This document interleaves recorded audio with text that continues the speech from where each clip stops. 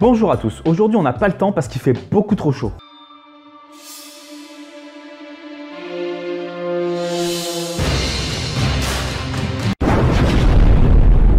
Nous allons parler de l'organisation de la justice en France.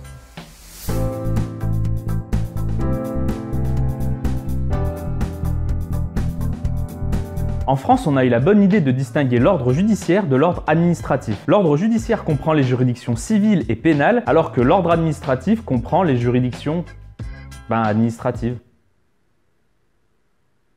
Il faut savoir que dans ces ordres, il y a deux degrés de juridiction. Les degrés, c'est juste la hiérarchie. On commence donc par le premier degré. C'est la juridiction qui va accueillir l'affaire pour la première fois. Puis, si on n'est vraiment pas content, on a le second degré qui sont les juridictions d'appel, qui vont tout simplement réexaminer l'affaire. Et si vraiment on n'est toujours pas content, il y a les hautes juridictions qui vont encore examiner l'affaire mais avec quelques particularités. On y reviendra. Pour que ce soit plus clair, voici un petit tableau qui résume bien la justice en France. On voit bien la séparation des deux ordres et avec tous les degrés de juridiction. On retrouve au premier degré les premières juridictions. Ensuite au second degré on va retrouver toutes les cours d'appel et enfin les hautes juridictions avec la Cour de cassation et le Conseil d'État. Toutes ces juridictions disposent d'une compétence matérielle et territoriale. La compétence territoriale c'est tout simplement la zone géographique dont le tribunal est compétent. Voici par exemple le ressort géographique de la Cour d'appel de Grenoble. On peut aussi y observer les ressorts des tribunaux d'instance et de grande instance de la région. La compétence matérielle, c'est le domaine où le juge est compétent pour intervenir.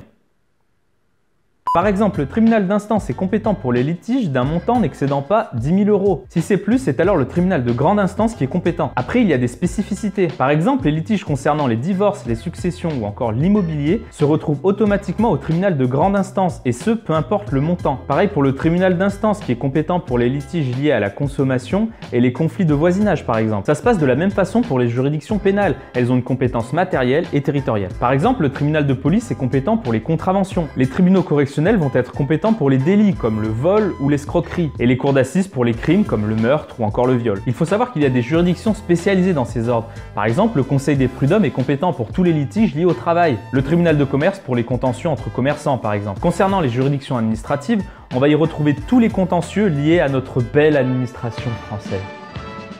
Pour contester une décision prise par un maire ou encore obtenir un dédommagement d'une administration par exemple. Revenons un petit peu sur les hautes juridictions maintenant. Dans l'ordre judiciaire, on a la Cour de cassation qui va recevoir les pourvois des juridictions civiles et pénales. La particularité est que cette cour ne va pas juger les faits mais uniquement le droit. Elle va donc vérifier que la loi a été correctement appliquée par les juridictions d'appel dans l'affaire en question. Si c'est le cas, la cour va rejeter le pourvoi. En revanche, si ce n'est pas le cas, la cour va casser l'arrêt.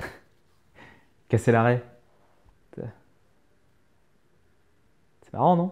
Donc si l'arrêt est cassé, l'affaire va repasser devant une autre cour d'appel pour être jugée une nouvelle fois. Dans l'ordre administratif, c'est le Conseil d'État qui va recevoir les pourvois. Il va faire le même boulot que la Cour de cassation, mais pour l'ordre administratif. À savoir qu'il a quelques particularités, comme le fait qu'il peut donner des avis au gouvernement sur les projets de loi ou d'ordonnance. On a également quelques juridictions spéciales. Par exemple, le tribunal des conflits est chargé de régler les conflits de compétences entre les juridictions judiciaires et administratives. On a aussi le Conseil constitutionnel, qui est notamment chargé de veiller à ce que nos lois respectent bien notre belle Constitution. Il y a aussi la Cour des comptes, la Haute Cour de justice et encore d'autres. Mais il faudrait bien plus que 5 minutes pour toutes vous les présenter. Mais au moins maintenant, vous avez les bases. Quelques chiffres maintenant. Pour l'année 2016, il y a eu un total de 3,8 millions de décisions rendues pour l'ordre judiciaire, soit en moyenne 10 411 décisions par jour. Toujours en 2016, pour l'ordre administratif cette fois, on se retrouve avec un total de 231 909 affaires, soit 635 décisions par jour. Un peu plus tranquille, mais les tribunaux administratifs sont moins nombreux aussi. Je vous mets quelques liens en description si vous voulez en savoir plus sur tout ça. Voilà, j'espère que je vous ai appris 2-3 petites choses sur la justice en France. Je rappelle que j'ai un Twitter, donc si vous voulez me suivre pour être informé des futures vidéos, tout ça, n'hésitez point. Sur ce, moi je vous dis à bientôt, je vais aller mettre la tête dans mon congélateur. Allez, ciao tout le monde!